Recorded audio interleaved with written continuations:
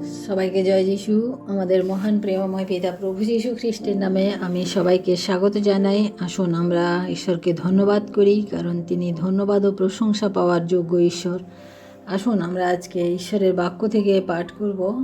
আমি আজকে পাঠ করি লূক লিখিত সুসমাচার তার 7 অধ্যায় 36 থেকে 50 পদ পর্যন্ত। এখানে আমরা দেখি যে এক অনুতাপিনী স্ত্রীর প্রতি যিশুর দয়া, এই কথাটি আছে। কিন্তু আমরা এইখান থেকে, এই অনুতাপিনী স্ত্রীর জীবন থেকে আমরা কিভাবে আরাধনা বা উপাসনা ঈশ্বরের কাছে করতে হয়, সেটা আমরা আজকে এখান থেকে শিক্ষা লাভ করব। আমরা এখানে 36 থেকে 50 পদ, এখানে অনেক বড় বাইবেল ভার্স, কিন্তু আমি আপনাদেরকে ঘটনাটা আমি বলছি। আমরা এখানে দেখি যে একদিন প্রভু যিশুকে ফরিসিদের মধ্যে একজন ফরিসির বাড়িতে প্রভু যিশুকে নিমন্ত্রণ করা হয়েছিল, এবং সেখানে একজন পাপিষ্ঠা স্ত্রী, নগরের এক পাপিষ্ঠা স্ত্রী সেই বাড়িতে এসেছিলেন, এবং প্রভু যিশুর কাছে তিনি এসে প্রভু যিশুর পায়ের তলায় বসে তিনি রোদন করছিলেন,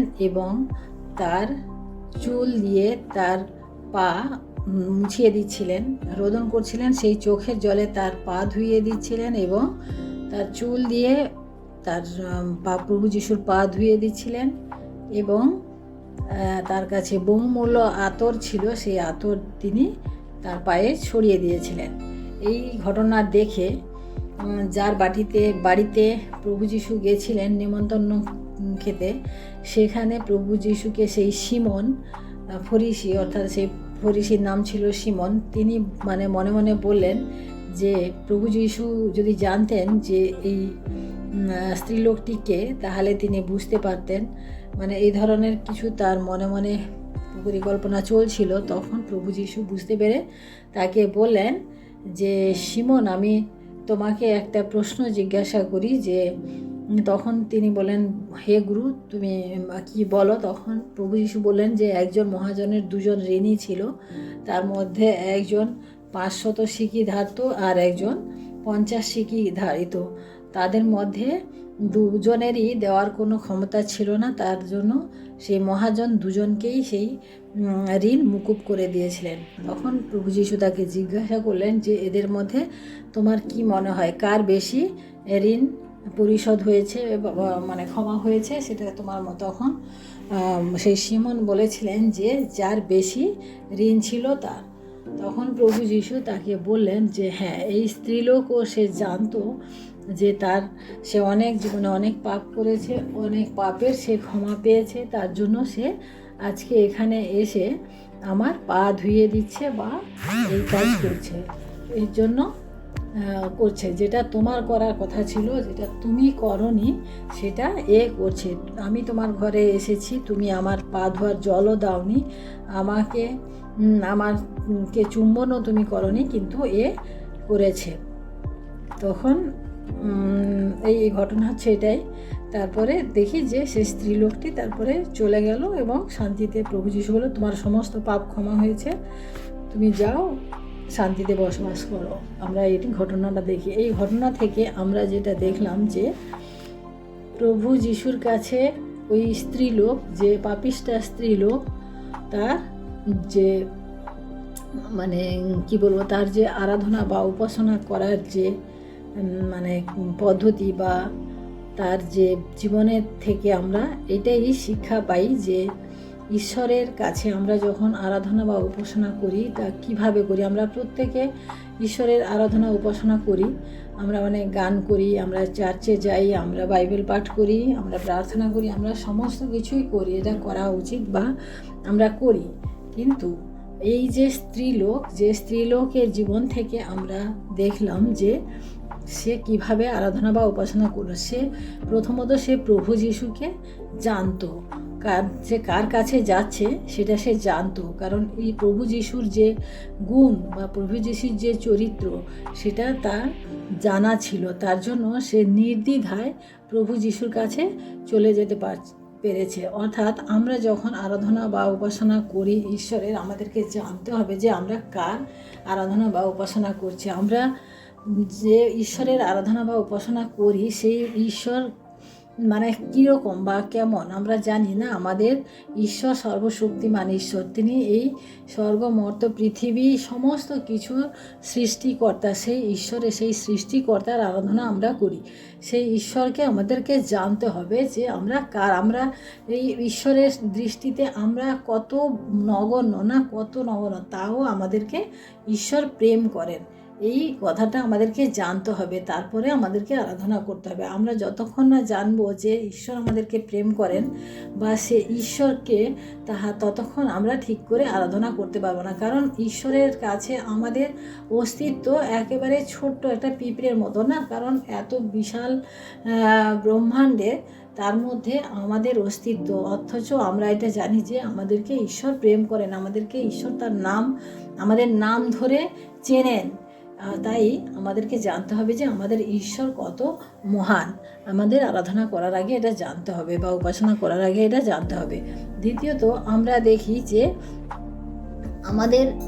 আমরা এই মহিলার, মানে এই পাপিষ্ঠা স্ত্রীর থেকে আমরা এই জিনিসটা দেখি যে পাপিষ্ঠা স্ত্রী যখন ঈশ্বরের, মানে প্রভু যিশুর কাছে এসেছিল, সে কি নিয়ে এসেছিল?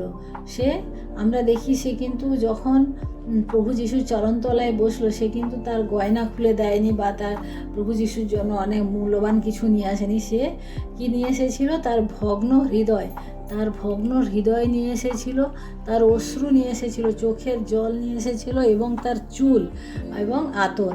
আমরা দেখি যে হৃদয়, আমাদের প্রভু যিশু, আমাদের ঈশ্বর কি চান আমাদের কাছ থেকে? আমাদের হৃদয় চান, আমাদের হৃদয় মন্দিরে তিনি থাকতে চান। অশ্রু, অর্থাৎ আমরা যখন আরাধনা করি, আমাদের মানে আরাধনাটা আমাদের অন্তর থেকে হওয়া উচিত এবং আমাদের অন্তর থেকে যখন আরাধনা হবে, আমাদের অশ্রু ঝরিয়ে আমাদের আরাধনা হওয়া উচিত। এবং মূল্যবান সব থেকে একটা মেয়ের জীবনে তার চুল হচ্ছে সব থেকে অহংকার বা গর্বের বিষয়। কারণ চুল আমাদের সৌন্দর্য বৃদ্ধি করে। সেই চুল আমরা দিয়ে কখনো কোথাও মুছে ফেলি না, কিন্তু সেই মহিলা কি করেছিল? প্রভু যিশুর পা মুছে দিয়েছিল। এবং সব থেকে মূল্যবান যে আতর অনেক বহুমূল্য ছিল, সেই সময় রাজারা ব্যবহার করতো, সেই আতর দিয়ে প্রভু যিশুর চরণে সে দিয়েছিল। অর্থাৎ সেই মহিলা প্রভু যিশুর কাছে কিন্তু অন্য কিছু নিয়ে আসেনি, কিন্তু সে এই সমস্ত জিনিস নিয়ে এসেছিল যা তার জীবনে তার কাছে সব থেকে মূল্যবান। অর্থাৎ আমরাও যখন আরাধনা করব, আমাদের হৃদয় থেকে, আমাদের অন্তর থেকে, আমাদের চোখের জলে আমাদের আরাধনা করা উচিত।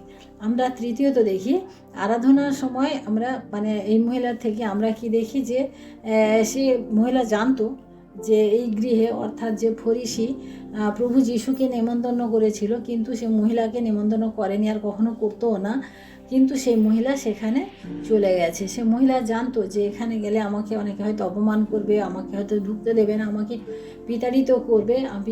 তা সত্ত্বেও সে কিন্তু সেখানে চলে গেছে, কারণ সে জানতো যে সে কাকে খুশি করবে। সে ঈশ্বরকে, অর্থাৎ প্রভু যিশুকে তার খুশি করার দরকার ছিল, তার কাছে তার নিজের জীবনকে সেখানে সমর্পণ করার দরকার ছিল। সেই জন্য সে কোনো দিকে কোনো ধ্যান না দিয়ে সে চলে গেছে। অর্থাৎ আমরা যখন ঈশ্বরের আরাধনা বা উপাসনা করব, আমরা দেখব না যে আমাদের পাশের লোক কী বললো বা পাশের লোক কী বলবে, সেই রকম হিসেবে আমাদের আরাধনা যেন না হয়। কারণ আমরা বাইবেলে দেখি না, দাউদ যখন ঈশ্বরের কাছে নাচ করছিল, তখন তার নিজের স্ত্রী তাকে সে পছন্দ করছিল না, মানে নিজের স্ত্রী বলেছিল যে এটা তুমি কি করছো।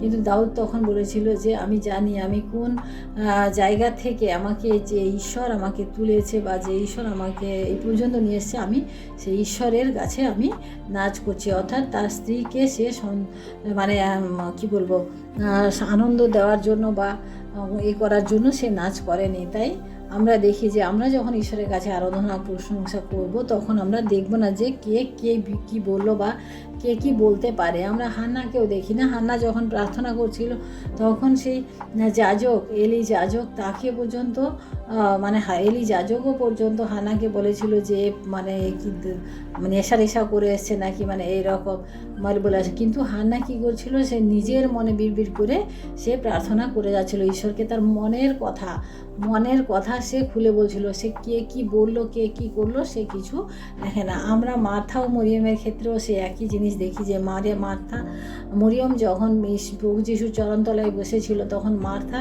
অনেক বকবক করছিল না, অনেক মানে সে যে অনেক পরিশ্রম করছে বলে সে অনেক বকবক করছিল, কিন্তু মরিয়ম কোনো দিকে কোনো ধ্যান না দিয়ে সে প্রভু যিশুর চরণে বসেছিল। অর্থাৎ আমাদের যখন আরাধনা আমরা করব, আমরা যখন উপাসনা ঈশ্বরের করব, তখন যেন আমাদের এই সমস্ত বিষয় আমরা না জানি যে অন্যরা কে কী বলবে।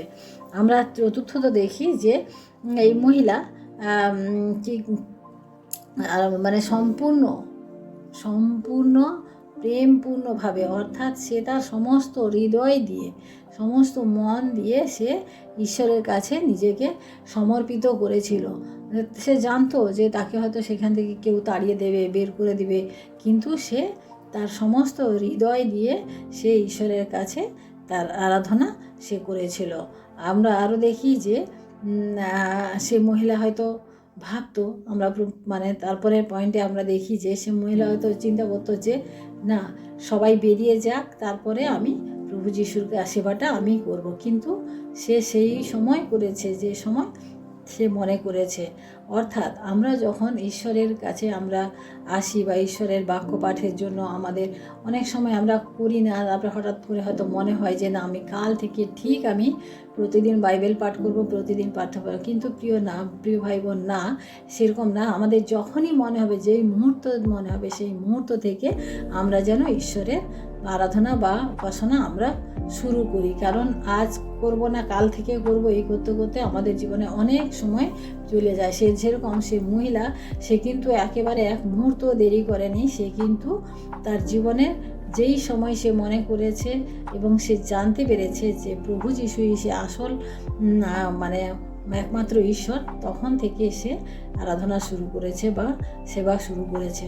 অর্থাৎ আমাদের জীবনেও আমরা যখন আরাধনা বা আমরা ঈশ্বরের গৌরব করব, আমাদের সময় একেবারে নষ্ট করা উচিত না। আমরা প্রতিদিন আমাদের ঈশ্বরের সাথে আমাদের যে সম্পর্ক, যে কানেকশান, সেটা কিন্তু আমাদের রাখতে হবে। তাই আমরা আজকে যে শিক্ষা করলাম যে আমরা কিভাবে ঈশ্বরের আরাধনা করা বা মানে উপাসনা করা উচিত, সে আমরা এই মহিলার জীবন থেকে আমরা এই শিক্ষা পেলাম। তাই আসুন আমরা আজকে প্রার্থনা করি এবং ঈশ্বরকে ধন্যবাদ দিই।